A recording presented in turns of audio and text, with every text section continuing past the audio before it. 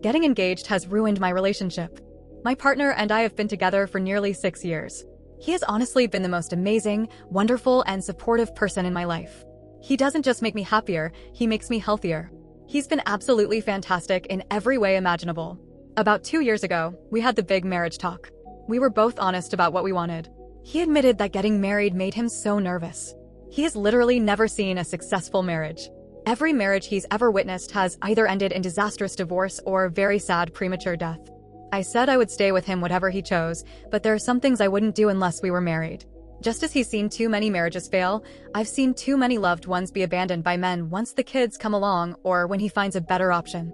In other words, as long as we weren't married, no kids and our finances remained strictly untangled from each other. He proposed to me a few months after that, and since then, he's turned into an absolute nightmare. First, he refuses to do anything wedding-related, but accuses me of taking over and being a bridezilla when I make decisions without him. He does things behind my back like inviting our friend who has 4 kids to bring the children when we agreed the only exception to the no kids rule would be my niece, who will be 3 months old and for obvious reasons can't be separated from my sister for the weekend. I can swallow that frustration, but he's also become hypercritical. Any mess around the house, even if he made it, if I haven't cleaned it up by the time he gets home, he refuses to talk to me. I work from home, so I usually do a lot of the chores like the dishwasher in my lunch break, but sometimes I don't have time. This is a busy time of year, and while my job is usually constrained to the 9 to 5, in the last few weeks I've had to work until 8 or 9. When he stormed in last night angry that he had to clean the kitchen, and I pointed out I'd been working for 12 hours straight, he looked me in the eyes and said, "So?" He's threatened to throw me out the house and call off the engagement 4 times. He stopped initiating sex. I've come to dread the sound of the door unlocking because he can't go 5 minutes without finding a problem to have with me. It's so bad that my mother, who was ready to adopt him a year ago, is refusing to be the witness that signs our marriage certificate. I've asked to call off the wedding, go back to being just girlfriend and boyfriend, but he says he really does want to get married, and he's just doing all of this to make sure he's making the right choice. Increasingly, though, all he's done is convince me I'm making the wrong one. Update. Sorry for the wait, folks. I've had a lot to do.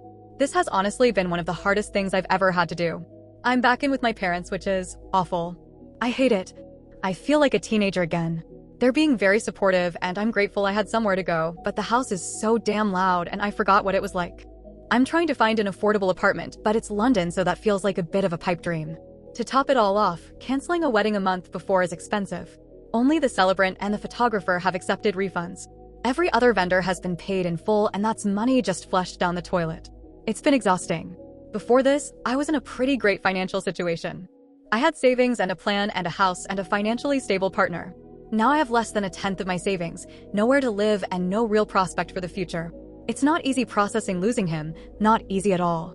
I'm still in the part where everything makes me cry and you feel like someone has taken scissors to your soul, but I've experienced both grief and breakups.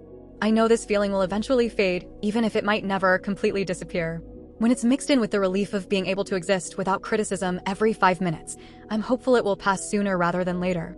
But I have no experience for this kind of existential fear of being alone, not having the family I've wanted for so long, not knowing what's next, actually trying to date someone. When I was little, I never knew what I wanted from my career other than that I had one, but I always knew I wanted to be a mom. That dream feels like it's getting further and further away every day. I have no experience for this burning embarrassment of telling everyone in your life that the wedding they were invited to isn't happening. It was so painful telling his niece and nephew I wasn't going to be seeing them again. They cried and clung to me and begged me not to go, and they ripped my heart out. It's easy on Reddit to tell someone to end things, but when you've built a life together, disentangling it is so bloody difficult. A divorce would be easier because then we'd have a legal framework for all of this. Instead, I have to decide if I want to take him to court for the custody of my cat when I don't have a proper place to house her, but she's my cat. You might have noticed I've avoided really talking about my ex. We're communicating through our parents. He tried to reach out several times, but if I talk to him, I know I will do what I always do. I will buckle and take him back because I love him very, very much. I've been in therapy, again courtesy of my parents, and my therapist has to keep reminding me to love myself more than I love him. I miss him anyway. He's promised to change, promised couples counseling, promised he knows he was wrong. But he also hasn't said the word sorry yet. Such a small word, and yet so telling. He's been generally pretty accommodating to me. Expenses have been split 50-50, which is fair, but certainly a worse deal for me. He left the house so I could gather my things in peace. I can tell from the state of it this has hit him hard. The cats have been the only sticking point, and I understand why. The house is old and creaks. Being there alone isn't fun. Neither of us liked it when we were alone, and a large part of the reason we got cats was for the company at night when the other was away. I'm sorry if this wasn't the update you wanted to hear. My mind is all over the place.